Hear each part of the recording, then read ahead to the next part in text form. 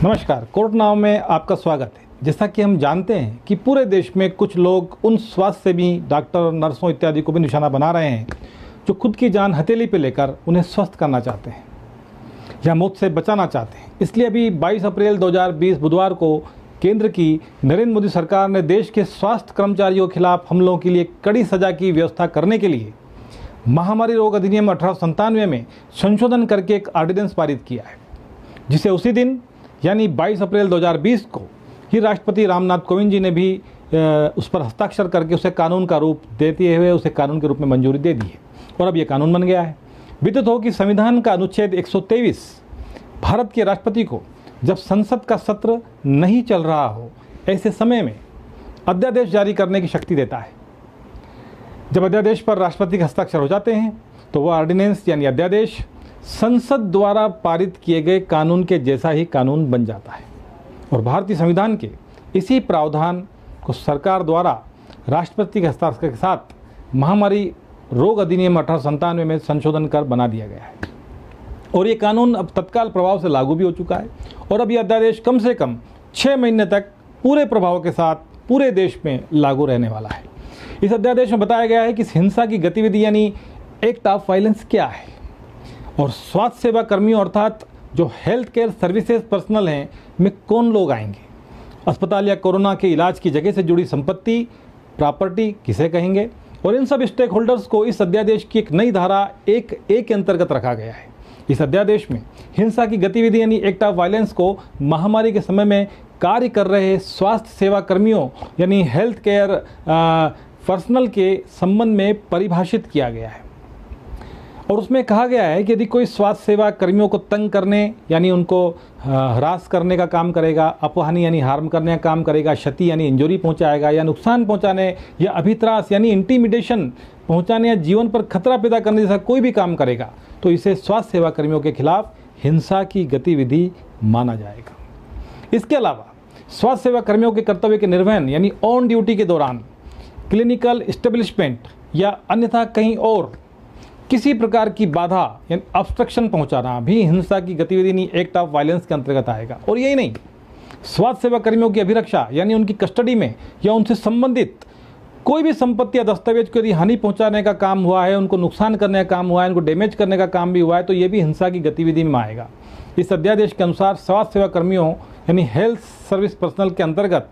सिर्फ डॉक्टर ही नहीं बल्कि सार्वजनिक तथा नैदानिक स्वास्थ्य सेवा प्रदाता जैसे डॉक्टर, नर्स, पैरामेडिकल कार्यकर्ता, आयुष के लोग तथा सामुदायिक स्वास्थ्य कार्यकर्ता भी शामिल हैं। यही नहीं, अध्यादेश के अनुसार स्वास्थ्य सेवा कर्मियों की परिभाषा में ऐसे सभी लोगों को भी शामिल किया गया है जिन्हें इस महामारी के प्रकोप को रोकने या इसके प्रसार को रोकने के लिए अधिनियम के तहत अधिकार प्राप्त है।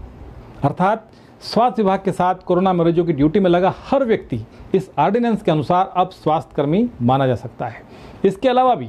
आधिकारिक गजट में राज्य सरकार द्वारा यानी जो भी राज्य सरकारें अपने गजट के द्वारा किसी भी अन्य वर्ग के व्यक्तियों को भी इसके अंतर्गत शामिल कर सकती हैं।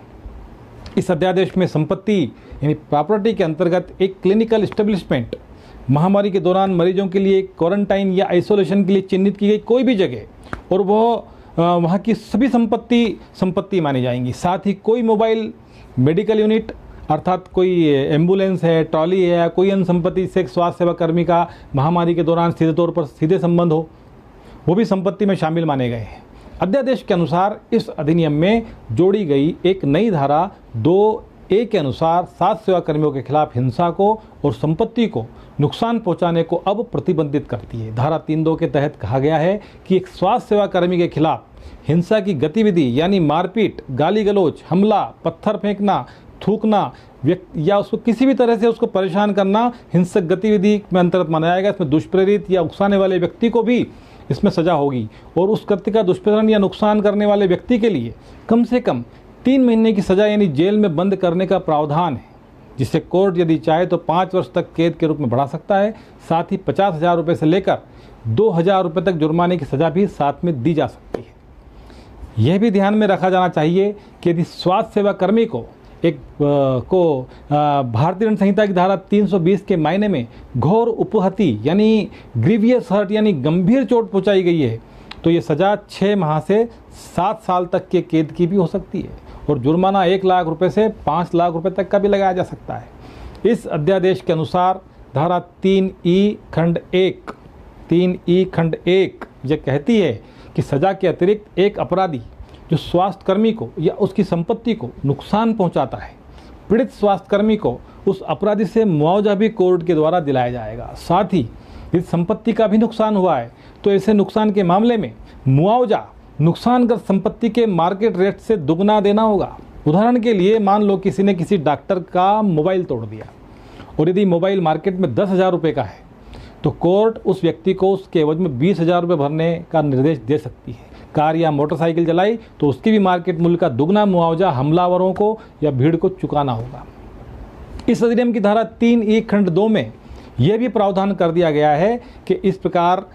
ये प्रावधान किया गया। इस प्रकार धारा 3A खंड 1 के अनुसार इस अध्यादेश के जरिए हिंसा की गतिविधि को संज्ञेय यानी घोर, गंभीर और गैर जमानती अपराध माना गया है।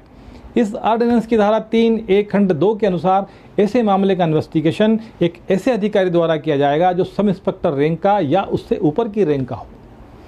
अध्यादेश की धारा 3A खंड 3 के अनुसार स्वास्थ्य सेवाकर्मी के खिलाफ किसी भी अपराध की पुलिस जांच FIR के बाद 30 दिनों के भीतर खत्म हो जानी चाहिए और पूरा मुकदमा 1 साल के भीतर अंजाम तक पहुंचाना चाहिए। वैसे अध्यादेश की धारा 3A खंड 4 में प्रावधान है कि जहां ये 1 साल के भीतर मुकदमा खत्म नहीं होता तो वहां जज को यह बात लिखकर देना होगी कि इसका कारण क्या है। लबोलवाब यह है कि इस नए कानून का वैसे इसके अलावा शासकीय कार्य में बाधा वगैरह कानून तो पहले से ही हैं, ये सब तो अप्लाई होंगे ही। अंत में मैं सभी नागरिकों से अपील करूंगा कि लॉकडाउन के माम का पूरा पालन करें। डॉक्टर यदि आपके बस्ती मोहल्ले में आते हैं तो वे आपका इलाज करने, आपकी जान बचाने के लिए ईश्वर के दूत के रूप में भेजे गए हैं। आप अपने स्वास्थ्य की जांच में पूरा सहयोग करें। चूँकि कोरोना बिना लक्षण के भी होता है, इसलिए यदि डॉक्टर ने आपको रोगी बताया है तो उस पर विश्वास करें। अच्छे नागरिक की भूमिका निभाएं। डॉक्टर अपने आप को खतरे में डालकर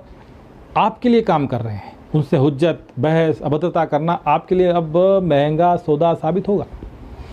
अंत में मैं कोरोना संकट में लगे सभी स्वास्थ्य कर्मियों को, पुलिस कर्मियों को, सफाई कर्मियों को, बैंक बिजली कर्मियों को, समाज सेवियों को और जो भी लोग जुड़े हैं उन सबको शत शत नमन करता हूँ। धन्यवाद।